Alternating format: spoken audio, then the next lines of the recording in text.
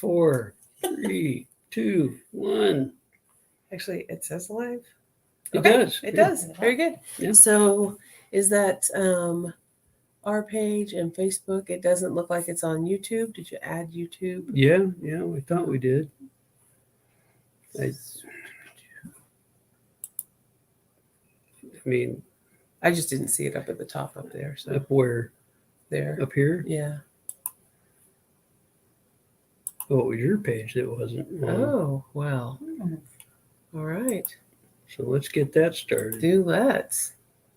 There, now there's your page. Because right. you got the majority of followers, so we definitely want to be live on your stream. Well, I don't know about all that, but so we're getting ready here, and we're getting ready for our September cocktail of the month, September 2023. And you might be wondering who this person is back here. That is our executive producer. So, hello, executive producer. And as always, I'm the Mad Farmer. And I am Miss Mercy. So, we're going to start off. We're giving folks a minute to kind of gather. Fine, right? fine. We've already got comments. So we're kind of chatting a little bit. Oh, hello. It's the executive producer's mother. It's true. Hello. So we're going to get started here. We're very excited to share our cocktail of the month with you for September. So we are, but first there's some sad news. Oh, sad news. Basically on September 1st, Jimmy Buffett, as I'm sure you are aware, the Med Farmer was one of his favorite artists, did pass away from a very rare form of skin cancer. They said he was surrounded by his family and his pets and his children. So he was 76 years old. Originally, he was born on Christmas Day. And so rest in peace, Jimmy Buffett. Thank you for all you've done for everybody and bringing so much joy to the world. So we're Definitely. very sad. Okay. Definitely. All right. It was sad news. Okay. All right. So we're very excited to share with you our September cocktail of the month because we've been traveling. Now, if you recall, last month we had a few clues in the background, but they were pretty subtle. They were pretty subtle. So I doubt anybody really noticed, but it was fun for us to put them back there. It was fun for us to put them back there. Okay. So where do we go? We went to Ireland. The Republic. And it was the Mad Farmer and Miss Mercy's first trip across the pond over to Ireland. So, or anywhere in Europe, really. Also true. And it was very exciting and a lot of fun. And we got a comment. Can we do what? We got a comment. Oh, hello. So that is where we are going to take our cocktail from. And we did a lot of things in 11 days. We made a whirlwind trip around the bottom half of the country and saw a lot of stuff. They were having a heat wave, and it was almost 75 degrees one day. They were melting. They were really a little wilty. Bless their hearts. So, which works out about to be 20, 21 degrees centigrade. When we left Kansas, which we're from, was 105 degrees, which is about 55 degrees centigrade. When we told them that, they literally heads exploded. Yeah, that is not a thing that happens in Ireland ever. Yep. So we're sorry if we brought any weather with us. Oh, yeah. Are we? It was a little bit. Well, it was still lovely for us. Yes, it really, really was. The water in the ocean was very, very cold. It was so cold. It was cold. It was very cold. It was very cold. It was fun, but it was very cold. Yes. But once you got in and got acclimated, it wasn't bad. Yes, it was. It looked terrifying from the shore, I'll tell you that. It didn't get better, really. No. It was cold, but it was fun. And so we probably could spend a whole lot of time talking about all of the super fun things that we did. I think maybe if we just hit a couple of highlights so we can go on and talk about what we're going to have as our drink for this month. I think one of the most fun things that we did was we stayed in a lighthouse at the lighthouse keeper's house at Loophead Lighthouse. And that was cool. That was an amazing opportunity that Aaron found and got put together. And so we got to stay there for a couple of nights. We were by ourselves, and it was just really, really cool. Nobody around for 10 kilometers. It And was there amazing, is- except for one guy. There is, and if I can find it, if I could find the postcard. I put them away. Oh Would you like me to get them? no, I just wanted the one that showed what Luke I, had I, looked like. I can go find it.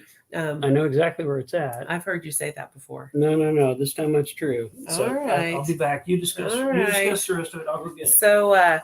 So we did do the Loop Head lighthouse, and that was really fun. We were there for a couple of nights. We did a feast at a castle at Bunratty Castle, which is actually one of our bottles back here. See, he didn't lie. He didn't.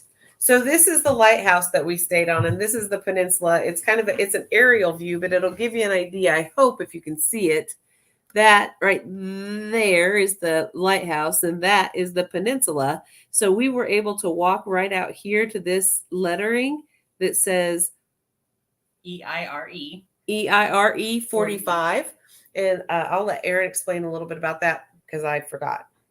So that lettering is one of 85 large letterings that say EIRE, and they were numbered up and down the western coast. And it was actually put in place in World War II so that Ireland was neutral in World War II. And when the United States got involved, when the pilots would fly over, they would see the large landmarks, then they would know where in Ireland they were flying over, how much further they needed to fly, and then they knew they were flying over friendly or neutral territory. So they didn't bomb them. Basically, yeah.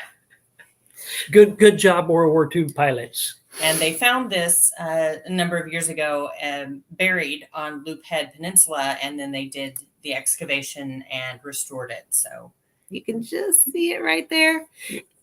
Pro tip, you cannot see it if you're standing right in front of it. Other Just- pro tip, all of these places right here, if you're standing up on top, it looks like kind of a beach, except it's a sheer drop off, so don't walk on it. That's correct. yes. We So- didn't, so that's why we're all still here. Yes. Okay. It was amazing. And so Aaron found it through the Irish Landmark Trust, and they have all sorts of places all over Ireland that you can stay, castles, houses, lighthouses. So if that's something that you're interested in and you're going to be going to Ireland, you might check out the Irish Landmark Trust. So And so that was a couple of my favorite things. What were a couple of your guys' favorite things? I would say the behind the scenes tour at the Jameson Distillery is, Well, that is why we're here, isn't it? well, Yes. it's partly, yeah. I did have a chat with the our local liquor store staff and told them I was going to try to attempt to drink my way across Ireland. And while I did not make it completely, we had a few moments. So We did it was good. have a couple of good ones. And Yes. and I got to tell you, Guinness on tap at a pub in Ireland is head and shoulders above whatever you can get here. So I highly recommend it. Especially if it looks like a pub from every movie that you've ever seen that has an Irish pub in it. Because we were in Kinsale, we went to Kinsale for a day, and I got a necklace, and he got a necklace, and she got a necklace, and everybody Necklaces for everybody. necklaces for everybody. And so there was a pub there called the Lord Kingsale, and it was awesome. I got some pictures of it, and it was originally we thought we might have some. It's a great necklace. It's true. Thank you. But we thought we would do kind of a collage of pictures, but we're never really that organized. So we'll have them some eventually. But the King Sale at the Lord King Sale at Kinsale was pretty cool. All right. So, all right. Are we moving on to the drink? I think so. I think Yeah, so. all right. So when we went on the tour at Jameson's, Yep. we were fortunate enough. Our tour guide was actually a gentleman named Brian, who is not only a distiller for Jameson's, but he was the guy who actually taught all the other tour guides how to be tour guides. So he was very knowledgeable about everything. Very cool dude.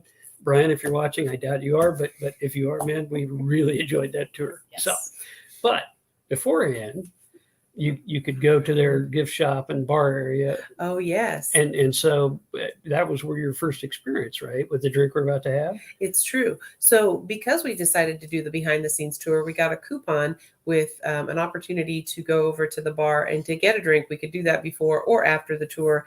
And we did a little shopping in the gift shop, and I purchased something that I was pretty excited about.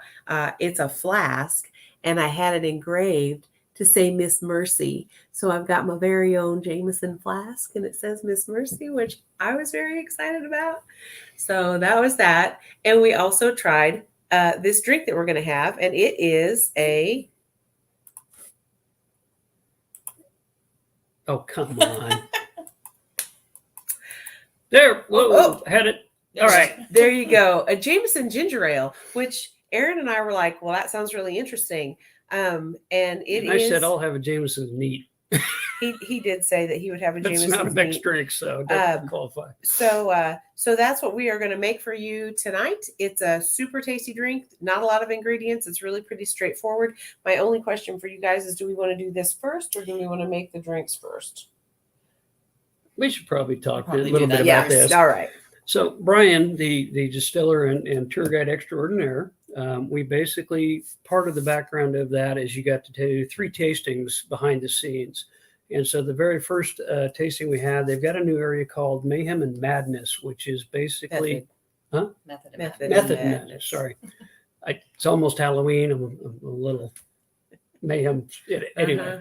So, but what they're doing is bringing back old recipes and putting a little twist on them. So we were kind of in the area where they do that. And so while we were there, they were explaining to us about basically how you can tell how old a whiskey is, and basically what the age is and that kind of stuff. And so what they suggested was that you take, now, for instance, this is Jameson's triple distilled, and it's something you can get So an important point to note is that for whiskey to be whiskey over in Ireland, it has to be in a barrel for at least 3 years. So this we know has been at least aged for 3 years.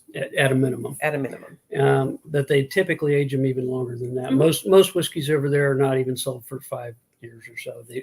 We were told, at least Jameson's. I can't speak for other distilleries, but basically he showed us where if you pour, you take a glass, and they had slightly smaller glasses. These are brandy snifters.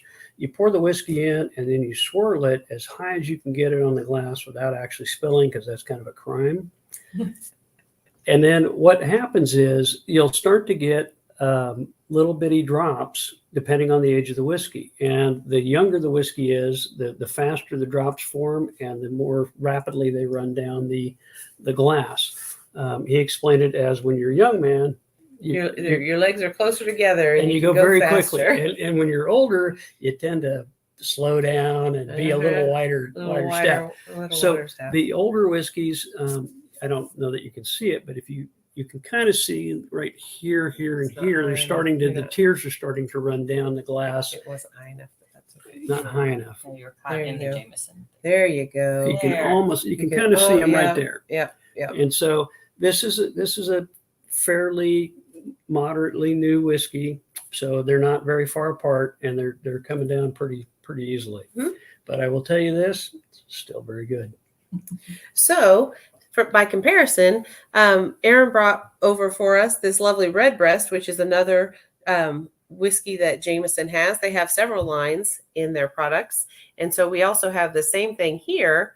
And if we did the same thing with it, and tried not to spill it, I'm not very good at it, but get it around, you'll notice the same thing.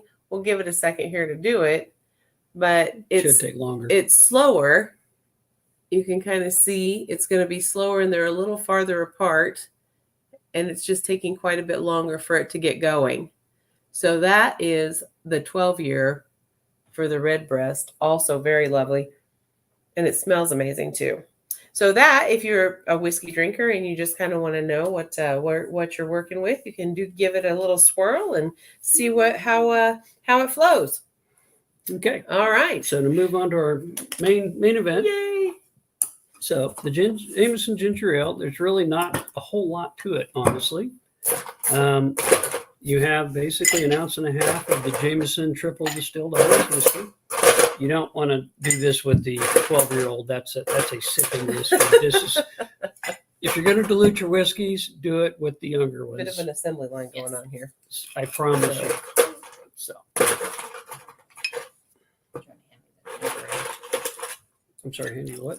Whoops, spilled, man. That's why you don't do it with the 12-year-old, because man, that is a crime. Wow. Very sad. That is very sad. All right.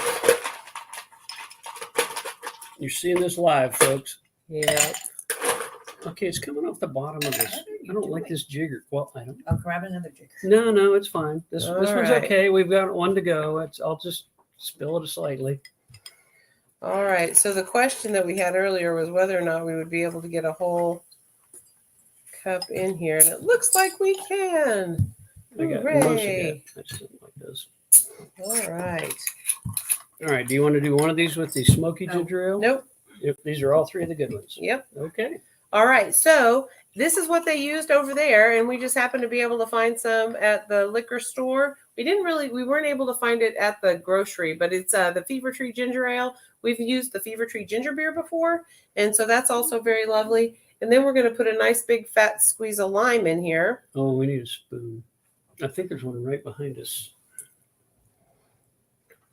Perfect. Well, maybe. Well, I think it's got the end on it, so it may fight you a little bit. And Thank you. whereas we usually try not to taste the drinks before we have them, this is one we've actually all tasted. So Since we were in Ireland. correct. You So- didn't put the limes in it. Oh, well, I certainly can. I mean, that's kind of the fun part of it, right? All right. All right. Okay. And also, this is the shirts that Eric and I are wearing. It's a hotel that we stayed at, the King Citric. It's on the peninsula outside of Dublin. They have an amazing seafood bar, also very delicious. So, Oops. I thought I had it. Huh. Apparently, my instructions, which were pour it all together and mix it, mhm. got left out. Okay. So, But that's all you do. And so here it is. And it's going to be delicious because we know that. We do have one smoky ginger ale. We didn't try it, but we may give that a try to see how it looks. But I would say here's to a lovely trip. and the Irish say, Sláinte. Sláinte. That's it. Oh man, Yeah. that is so It's really good. delicious. Very refreshing, very light. Yeah. It is, and you want to be very careful Yeah. about 4 of those, and you'll be taking a nap, and you're the Irish Mhm. Sea, I guarantee it. It is delicious. So that is our little travel log there for you. And it was a lot of fun, a lot of good experiences. So if you have a chance to head over that direction, by all means, take the Jameson And the behind M roads scenes. as Oh, much as possible. M roads, R roads, and N roads. Anything else, stay off of it. That's it. That's it. And as we always say, drink responsibly and get into the spirit of things. Thank you. Yeah. Bye. Right.